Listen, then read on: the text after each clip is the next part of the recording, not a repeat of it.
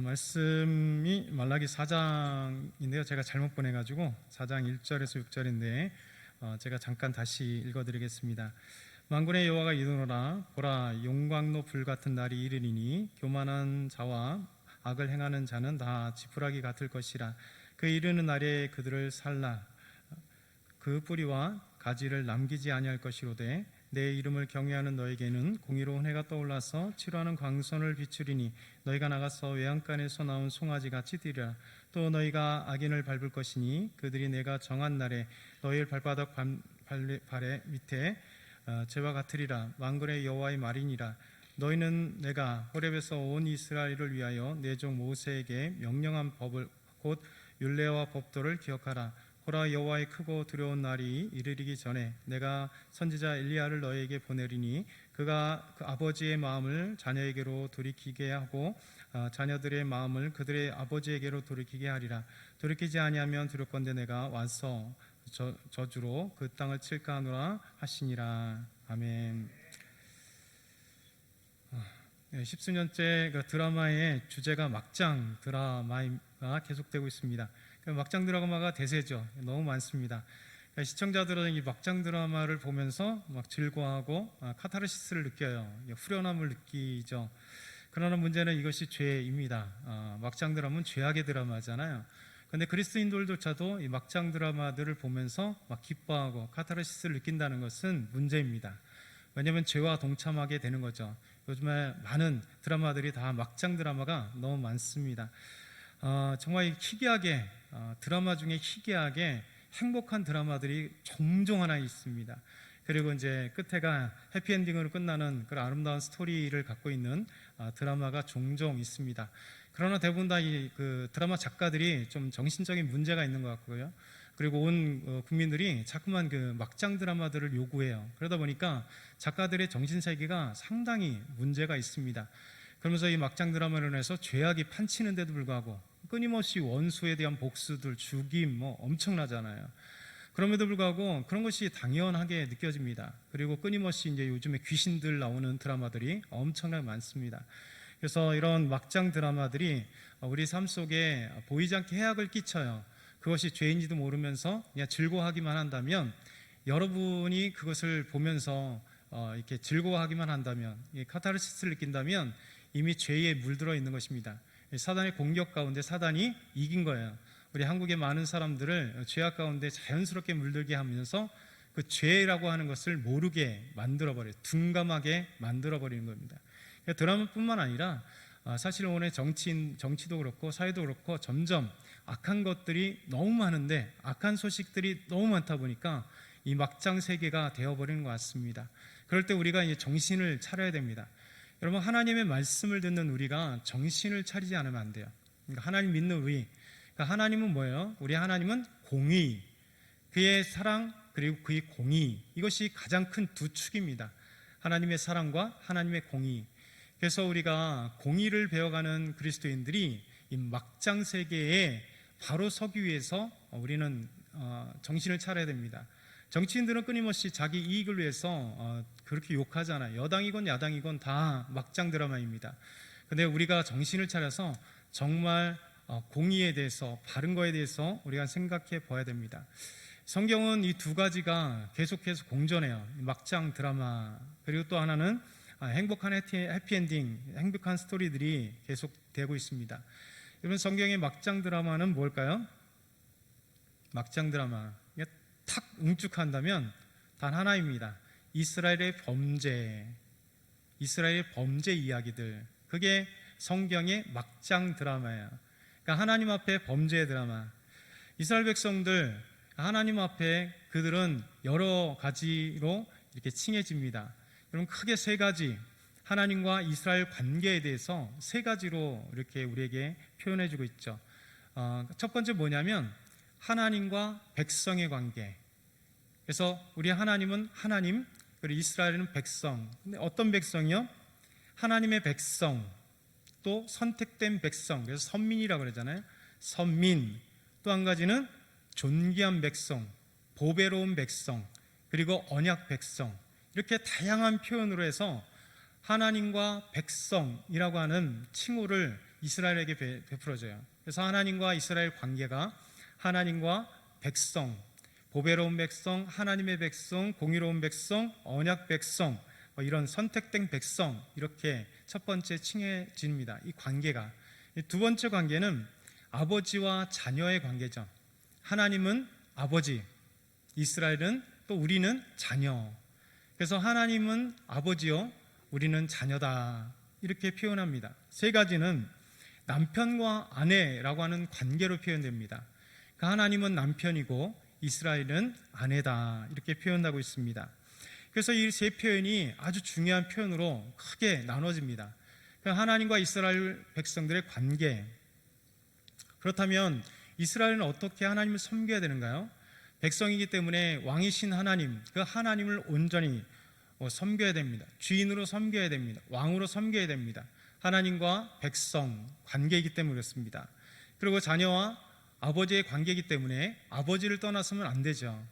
그리고 남편과 아내, 부부 관계이기 때문에 남편이신 하나님을 나의 남편으로, 온전한 남편으로 그렇게 두는 부인, 이런 부부 관계로 표현되겠습니다.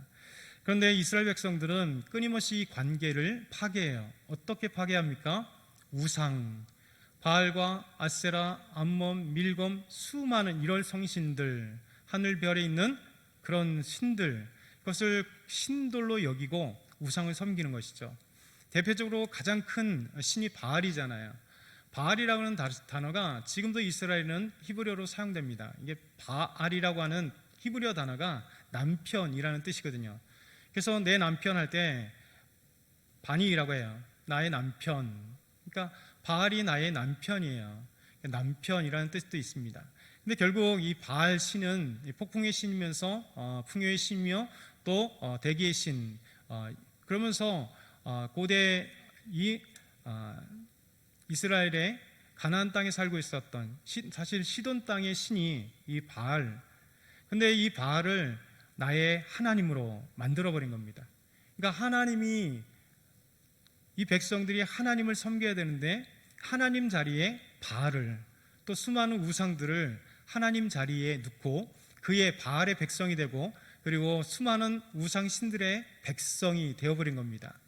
여러분, 그러니까 아버지, 하나님은 우리의 아버지인데 그 아버지를, 참된 아버지를 버리고 거짓된 우상을 아버지로 섬기면서 살아가는 이스라엘 백성들. 그리고 남편인 하나님인데 바알이 내 남편이라고 얘기하고 바알이 내 남편이기 때문에 그만을 섬기는 이런 거짓된 모습들을 우리에게 보여줍니다. 이것이 이스라엘 막장 드라마예요. 우상의 이야기들이, 죄악의 드라마들이 막장 드라마입니다. 하나님을 다른 하나님으로 바꾸고 아버지를 다른 아버지로 바꾸고 내 남편을 다른 남편으로 바꾼 이야기들, 이것이 막장 드라마죠. 여러분, 남편과 아내의 관계, 그것을 가장 잘 나타내주는 말씀이 어딜까요? 호세아서 말씀이죠. 호세아, 선지자 호세아에게 하나님 말씀하셨습니다. 음행한 여인 고멜을 데려가 아내로 삼으라. 사실 고멜은 이스라엘을 대표하고 비유하는 것이죠. 그는 음탕한 여인이었습니다. 음행한 여인이었습니다. 그럼에도 불구하고 아내로 삼았습니다.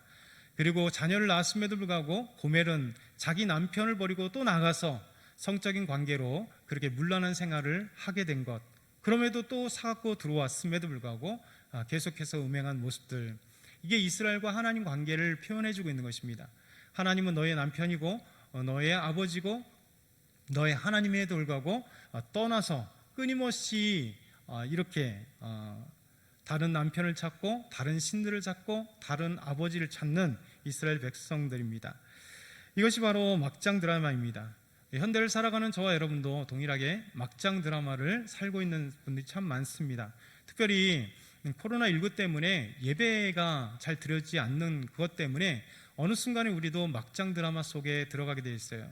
예배를 드려야 될 우리가 어느 순간에 하나님 예배를 드리지 않는, 나의 참된 남편만을 찾아야 되는데 이 세상의 즐거움들을 찾아가고 그 즐거움이 나의 남편이 되고 나의 하나님이 되고 나의 아버지가 되었습니다.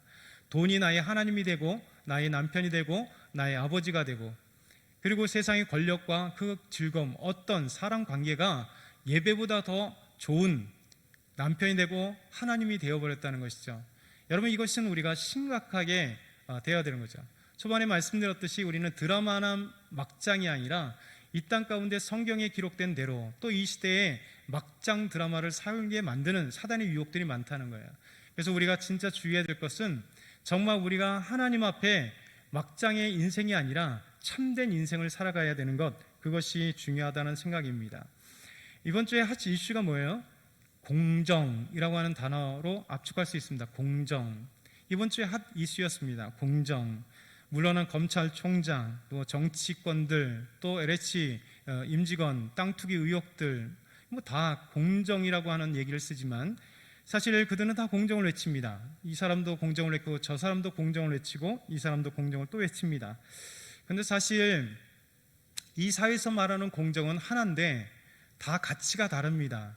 왜냐하면 공정을 외치는 그에게 있어서 이미 자신과 자신의 조직과 자신의 어떤 편에 서 있는 사람들의 이익과 목적이 그 안에 탁 담겨져 있으면서 공정을 이야기하기 때문에 그렇습니다.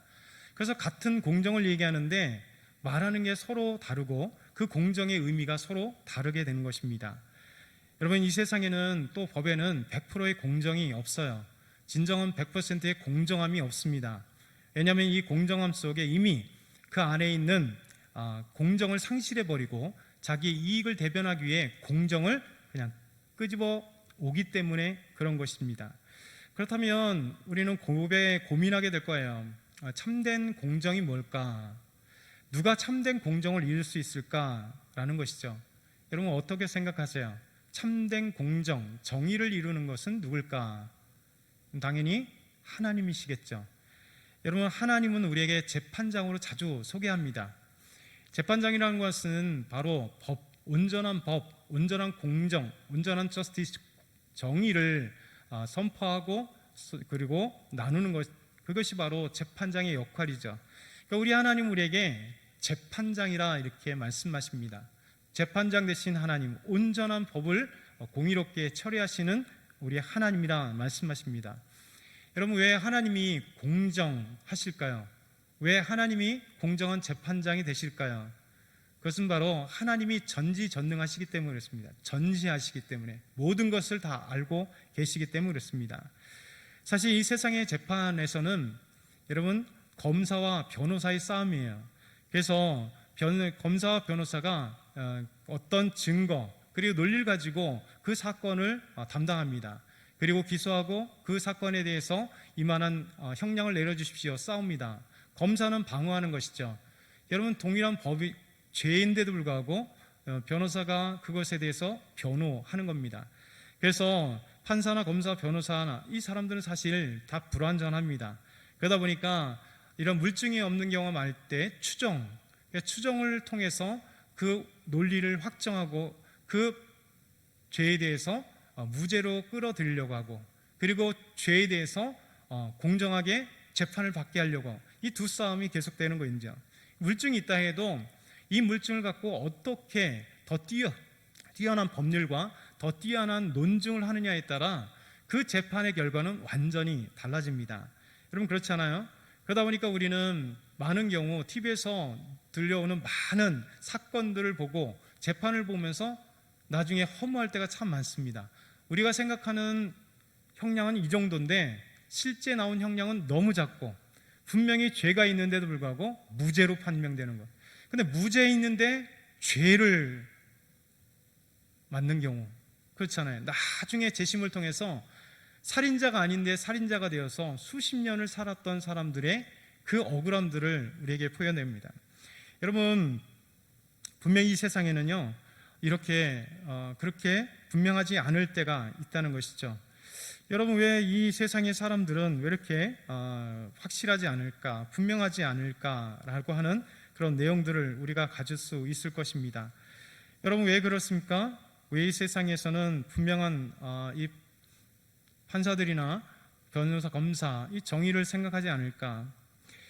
정말 우리에게 있어서는 많은 어떤 그 재판의 경우 사실 재판장도 판사들도 공의롭지 못하기 때문에 그래요.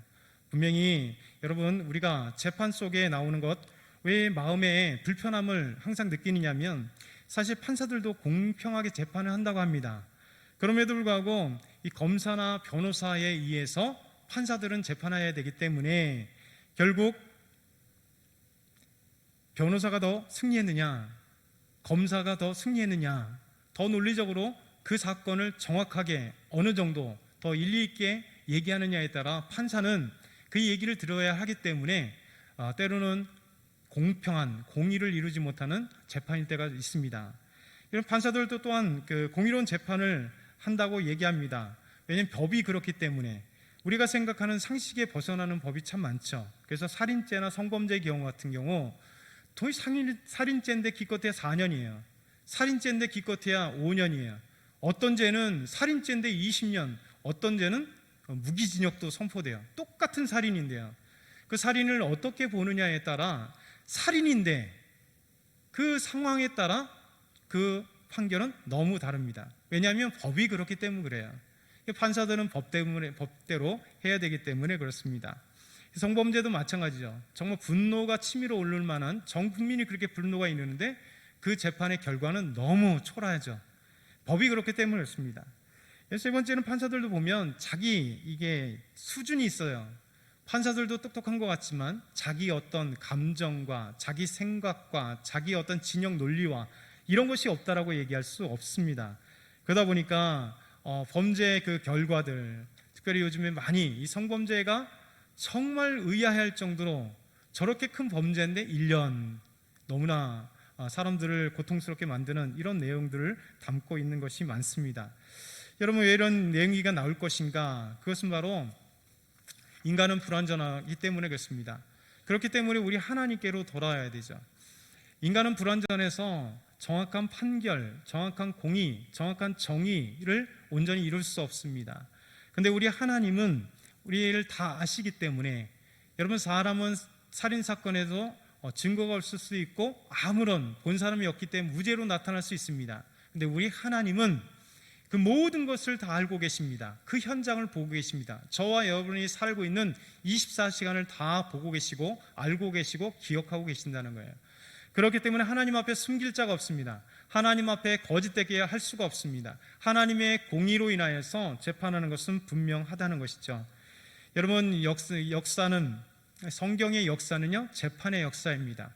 우리의 역사도 마찬가지입니다. 인간의 역사는 하나님의 재판의 역사예요. 하나님은 반드시 정의를 이루시기 위해서 죄에 대해서 심판하신다는 것입니다. 여러분, 하나님 앞에 우리는 모두 심판을 받게 되어 있어요.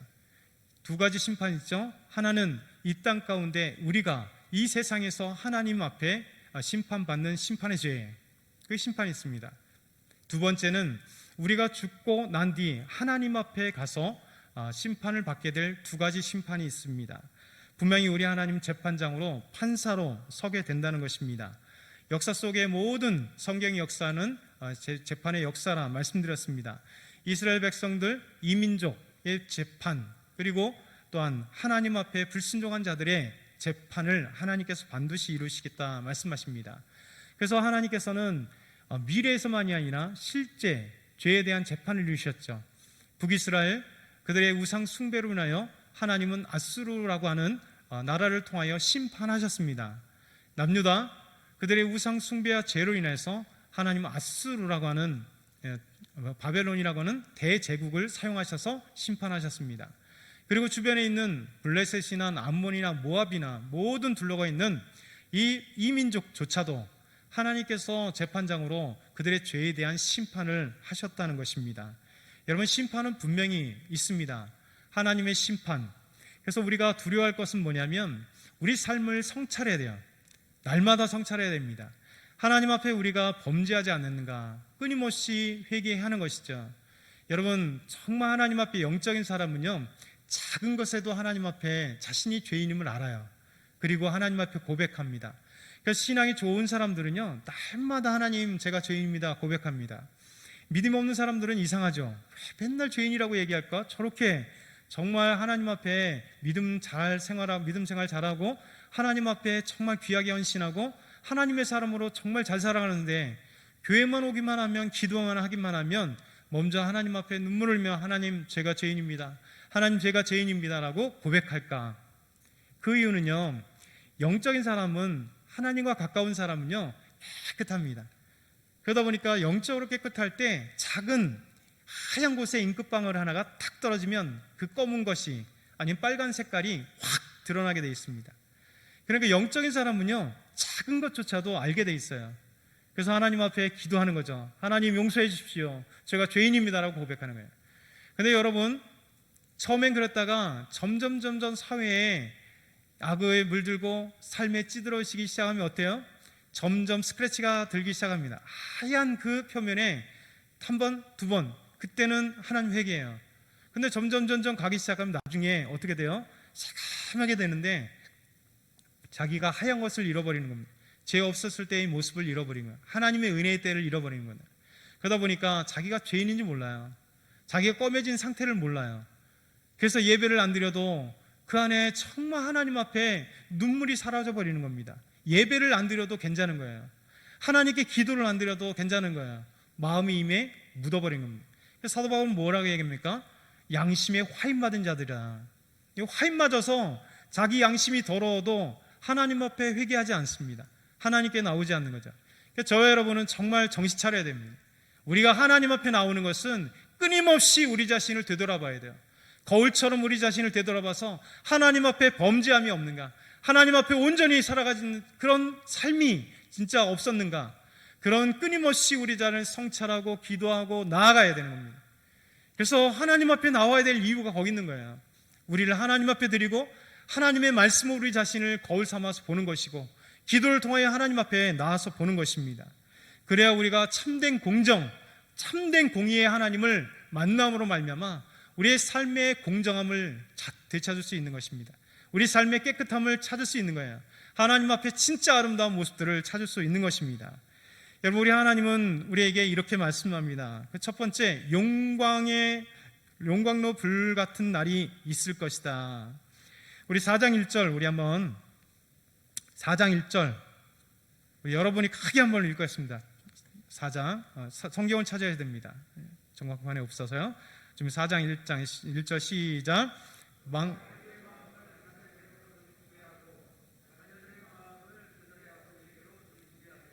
네, 4장 1절에 4장 1절 만군의 여호와가 일어나. 말라기 4장 1절 시작. 만군의 여호와가 이르노라. 보라, 용광로 불같은 날이 이르리니 교만한 자와 악을 행하는 자는 다 지푸라기 같을 것이라. 그 이르는 날에 그들을 살라 그 뿌리와 가지를 남기지 아니할 것이. 아멘. 여러분, 오늘 말씀 보니까 보라, 용광로 불같은 날이 이르니니, 그러니까 하나님이 심판할 날이 반드시 이를 거다. 용광로 같은 날이다, 이렇게 말씀하세요. 다른 말로 한다면 이 용광로 같은 말이 뭘까요? 여러분, 용광로는 무엇을 의미할까요? 용광로는 뜨겁게 함으로써 불순물을 제거하는 겁니다. 그러니까 철이나 여러 가지 이 물질을 녹여서 그 안에 있는 불순물을 싹 제거하는 거예요. 여러분, 불순물을 제거한다는 건 무엇입니까? 심판한다는 겁니다. 그 안에 용광로를 우리에게 집어넣어서 우리가 안에 있는 죄악을, 그리고 완전한 순수한 물질을 싹 걸러낸다는 것입니다. 어떤 자들에 대한 용광로로 심판하십니까? 오늘 말씀하니까 교만한 자와 악을 꾀하는 자, 교만한 자와 악을 꾀하는 자, 하나님이 심판하시는데 용광로 불 가운데 넣어서 악을 행하는 자, 교만한 자를 다 심판하신대요. 사람은 모릅니다, 교만한지 아닌지. 하나님은 아십니다. 하나님은 모릅니다. 그 안에 있는 죄가 있는지 없는지 모릅니다. 여러분, 그러나 그 안에 하나님께서 용광로 불에 심판의 불로 그에게 나아갈 때 교만한 자와 악을 행하는 자를 갈라내신다 말씀합니다. 그들이 용광로 안에 들어가면 어떻게 되느냐? 지푸라기 같을 것이래요. 여러분, 지푸라기 뭡니까? 불엔 싹 타버리잖아요. 그들은 싹 타 없어져서 결국 그 뿌리와 가지를 남기지 아니할 것이다. 여러분, 이것이 하나님이 악인들에 대한 재판이에요. 여러분, 공의로운 하나님, 완전한 공의를 갖고 계신 하나님께서 용광로 불과 같은 심판을 있게 하시겠다 말씀하세요. 여러분, 재판이 우리에게는 엄청난 희망이잖아요. 이 세상에는 악이 존재하고 공의가 제대로 펼치지 못하고 끊임없이 싸우고 있잖아요, 서로. 그런데 하나님은 온전한 분시기에 용광로 같아서 교만한 자들과 악한 자들을 다 집어넣어서 그곳에서 불순물을 싹 제거하듯이, 순수한 것과 아닌 것을 싹 제거하듯이 그 사람에게서 교만과 악을 하나님 심판하시겠다라고 말씀하시는 겁니다. 여러분, 얼마나 멋있습니까? 우리 하나님께서는 그렇게 심판하시겠다 말씀하십니다. 또 얼마나 두렵습니까? 우리에게도 그렇게 심판하시겠다 말씀하세요. 그렇기 때문에 우리가 우리 자신을 하나님 앞에 끊임없이 나아가 죄를 회개하고 정신을 차리고 하나님 앞에 나가야 될 이유가 바로 또 여기 있는 것입니다. 두 번째, 말라기 4장 1 말씀을 통해서 우리에게 주시는 말씀은 치료하는 강선. 4장 2절, 우리 한번 같이 2절 읽겠습니다. 시작. 내 이름을 경외하는 너에게는 공의로운 해가 떠올라서 치료하는 광선을 비추리니 너희가 나가서 외양간에서 나온 송아지같이 뛰리라. 아멘. 여러분, 우리가 가장 많이 기도하는 제목이 뭘까요? 치료. 그냥 참 치료. 왜냐하면 병든 분들이 참 많기 때문에. 그러니까 그렇잖아요. 조금만 아파도, 감기 들어도 하나님께 기도하고, 두통이라도 하나님께 기도하고, 허리가 아파도 기도하고, 무릎이 아파도 기도하고, 배탈이 나도 기도하고, 그런 작은 것부터 시작해서 더 큰 것들, 얼마나 많은 우리의 육체적인 질병이 있어요. 또 영적인 질병이 있잖아요. 교만함, 나태함, 하나님 앞에 정말 온전히 열정을 갖지 못하는, 어느 순간에 이렇게 영적인 이렇게 무기력 속에 살아가고 있는 우리, 그래서 하나님 앞에 끊임없이 기도하지 않습니까? 기도하는데 이렇게 우리에게 질병과 많은 아픔들이 있기 때문에 하나님 치료해 주십시오라고 기도합니다. 저도 이 말씀, 우리 연약한 성도들을 위해서 신방을 가거나 병원 신방을 가면 이 말씀 많이 읽습니다. 하나님 치료해 주십시오, 이 말씀처럼 치료해 주십시오라고 기도하죠. 우리가 왜 하나님 앞에 치료를 위해 기도할까요? 왜 하나님 앞에 치료를 위해 기도할까요? 우리 하나님은 치료주 하나님입니다. 치료하시는 하나님이기 때문입니다. 우리를 창조하셨기에 우리를 가장 잘 아시는 하나님이시기 때문에 그렇습니다. 창조하셨기 때문에 우리 몸을 잘 아시기에 우리를 어디가 어떻게 잘못됐는가 아시기 때문에, 또 하나님 능력의 치료주 하나님이기 때문에 우리를 치료하시는 거죠. 예레미야 17장 9절 10절 보면 만물보다 거짓되고 심히 부패한 것은 마음이라. 누가 능히 이를 알리오마는 나 여호와는 심장을 살피며 폐부를 시험하여 각각 그의 행위와 그의 행실대로 보응하느니라. 하나님 우리의 심장과 폐부를 다 심판하신대요. 다 알고 계신대요. 시편 103편 13절 15절 보면 아버지가 자식을 국률이 여긴같이 여호와께서는 자기를 경외하는 자를 국률이 여기시나니 이는 그가 우리의 체질을 아시며 우리가 단지 먼지일 뿐임을 기억하심이로다. 인생은 그 날이 풀과 같으며 그 영화가 들리의 꽃과 같도다. 하나님은 우리가 먼지인 것을 잘 아신대요. 우리 하나님 우리의 체질을 다 아신대요. 우리 하나님 우리에게 모든 것을 알고 계십니다. 여러분, 그렇기 때문에 우리 하나님은 치료하십니다. 창조주시기 때문에 우리가 어디 아픈지를, 그 병의 근원까지도 다 알고 계시며 우리를 치료하시는 거죠. 이스라엘 백성들이 출애굽했을 때 마라에 도착했습니다. 마라 물을 샘을 도착했어요. 근데 마라 물이 쓴 거예요. 그때 하나님은 모세가 하나님께 기도하죠. 이스라엘 백성들이 물을 먹지 못한다 할 그 말씀이 출애굽 15장에 나옵니다. 근데 그때 하나님께서 이렇게 말씀합니다. 내가 애굽 사람에게 내린 모든 질병 중 하나도 너에게 내리지 아니하리니 나는 너희를 치료하는 여호와임이니라. 아니 아도나이 로프레카, 나는 너를, 단순데 나는 너를 치료하는 하나님이다. 하나님은 우리를 치료하시는 하나님입니다. 그러니까 여호와 라파라고 그러죠. 하나님은 우리를 치료하시는 하나님. 하나님은 다 여러 가지로 우리를 치료하세요. 신기하게도요. 하나님은 그냥 직접 치료하실 때가 있어요. 예수님도 그냥 나으라 할 때 낫게 되잖아요. 그런 치유가 있습니다. 근데 하나님은 또 다른 방법도 있어요. 여러 방법들로 사용하면서 치료하세요. 엘리사를 찾아왔던 나아만, 엘리사는 뭐라고 얘기합니까? 요단강에서 7번 들어갔다 나와라. 그러니까 치료된 거예요. 엘리야에게 하나님께서는 히스기야가 하나님 앞에 간절히 기도해요. 죽을 병에 걸렸던 그가 하나님 앞에 기도할 때 하나님은 엘리야를 통하여 뭐라고 얘기합니까? 무화과 나무를 붙여라. 무화과를 이겨서 붙여라. 그렇게 해서 병이 나왔어요. 그리고 히스기야는 그 병이 낫는 그 이야기를 듣고 하나님 앞에 증거를 내주십시오. 그래서 해가 10도 뒤로 가는 그것을 하나님 보여주십시오. 해서 하나님 보여주셨잖아요. 여러분, 우리 하나님께서는 우리에게 오늘 말라기 4장 2절 내 이름을 경외하는 너희가 공의로운 해가 떠올라서 치료하는 광선을 비추리니 너희가 나가서 외양간에서 나온 송아지같이 뛰리라 말씀하세요. 여러분, 치료의 대상이 누굴까요? 오늘 말씀 보니까 치료의 대상, 내 이름을 경외하는 자.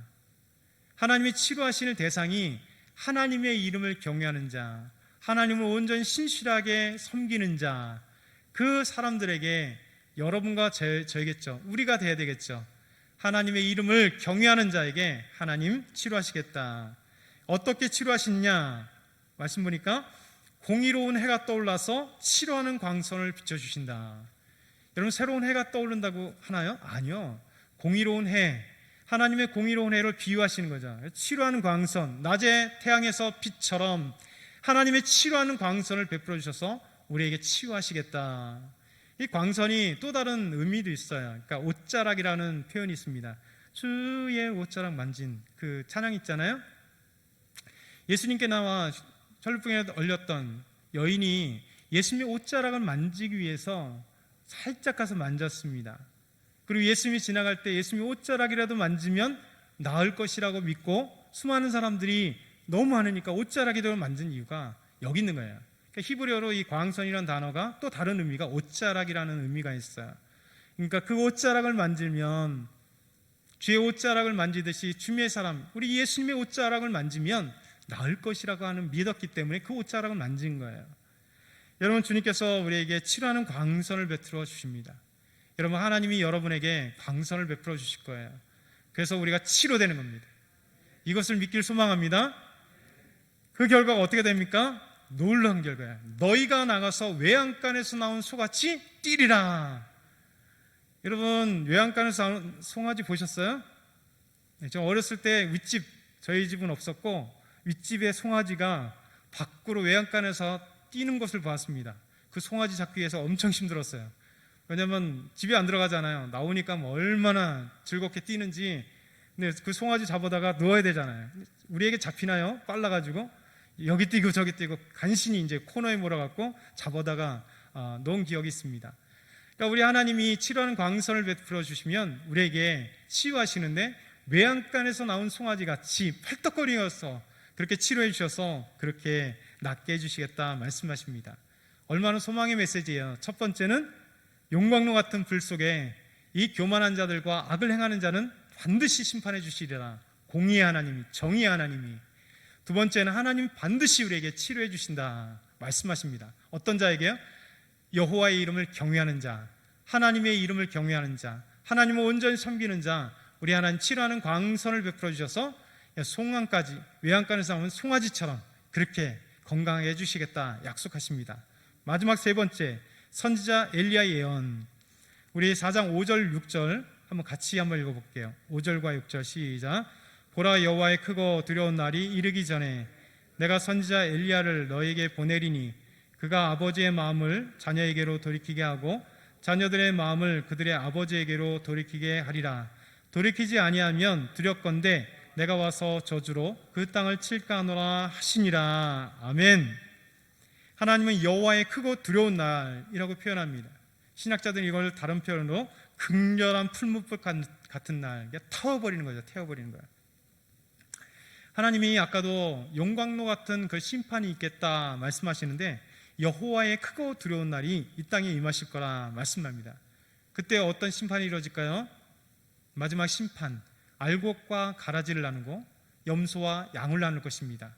참된 하나님 백성들과 거짓된 자를 나눌 것입니다. 그래서 예수님께 나와서 얘기하잖아요. 주여 주여, 우리가 주의 이름으로 귀신들을 쫓았습니다. 우리가 주여 주여, 그러나 주여 주여 하는 자마다 다 아버지께로 갈 자가 없대요. 우리 교회 안에 분명히 교회 안에서 얘기를 하는 거예요. 알곡과 가라지. 그러니까 하나님 백성들 향하여 예수님 말씀하신 거잖아요. 알곡과 가라지와 염소와 양이 있을 것이다. 교회는 반드시 알곡과 가라지가 있습니다. 염소와 양이 있습니다. 그래서 교회가 싸우는 거죠. 교회 안에 온전히 다 교회만 나오면 다 예수 믿고 구원받으면 얼마나 좋겠습니까? 근데 실제 예수 믿지 않는 사람들이 있어요. 교회만 들락날락하지 진짜 예수 믿지 않는 사람들이 있습니다. 결국 주님께서는 이 어려움 속에 어떻게 보면 코로나19가 우리 한국 교회를 한번 흔들며 전 세계를 한번 흔들면서 진짜 알곡이냐 약간 가라지냐라는 것을 보게 하신 것도 있어요. 없는 건 아닙니다. 그러니까 여러분 스스로가 저도 마찬가지입니다. 내가 알곡인지 가라진지 스스로 판단할 필요가 있어요. 이번 코로나19 때문에 너무 코로나를 두려워한 나머지 알곡이 사라져버리는 진짜 알곡이 아닌 판단된 거죠. 가라지 같은 그런 성도들이 많다는 거예요. 여러분 우리가 가라지가 다시 살쪄야 돼요. 우리가 믿음으로 살쪄서 알곡이 돼야 돼요. 알곡은 더 알차게 살쪄서 하나님 앞에 인정받는 믿음의 사람들이 되어야 될 것입니다. 우리 하나님께서 크고 두려운 날이 이를 거래요. 그런데 놀라운 것은 그 전에 선지 엘리야를 우리에게 보내주셨다. 희망의 메시지 아닙니까? 우리 하나님 항상 그러세요. 심판을 약속한데 심판에서 은혜의 메시지를 선포해요. 우리에게 그 선지 엘리야를 보내주시겠다. 이 선지 엘리야가 누구일까요? 보내주시기로 한 선지 엘리야, 이 사람이 바로 세례 요한입니다. 예수님께서 마태복음 11장 13절 14절에 모든 선지자와 율법이 예언한 것은 요한까지니 만일 너희가 즐겨 받을진대 오리라 한 엘리야가 곧 이 사람이라. 말라기에서 예언됐던 이 오리라고 했던 엘리야가 바로 요한이 주의 메시지 완전 심판하기 전에 하나님께서 엘리야를 보내주시기를 약속했던 세례 요한을 통하여 광야에서 외치는 자의 소리로서 우리 예수님 어린 양의 그 세상 죄를 지고 가는 어린 양을 앞에서 선포하고 길을 닦아주시는 그 아름다운 메시지를 선포하는 엘리야 세례 요한을 우리에게 보내주시는 놀라운 은혜를 예언하고 계세요. 엘리야가 세례 요한이 오기 전 400년 전에, 예수님이 오기 전 400년 전에 이 말라기 선지자를 통하여 하나님이 은혜의 메시지를 선포하는 거죠. 그래서 저와 여러분이 오늘 말씀을 기억했으면 좋겠습니다. 참된 공의, 정의를 실현하는 분은 우리 하나님이세요. 하나님이 온전한 재판자입니다. 하나님이 여러분과 저를 치료하실 것입니다. 그리고 하나님은 우리에게 소망의 메시지, 예수님이 오기 전에 이미 엘리야 곧 세례 요한을 우리에게 보내주심으로 예수님 오시는 그 희망의 메시지를 우리에게 선포하세요. 하나님은 이런 하나님이십니다. 저는 온전히 하나님을 찬양하기 소망합니다. 하나님 감사합니다. 오늘도 믿음으로 나아갈 수 있도록 도우심을 감사합니다. 하나님 말씀 순종하게 하옵소서. 예수님 이름으로 기도드리옵나이다. 아멘.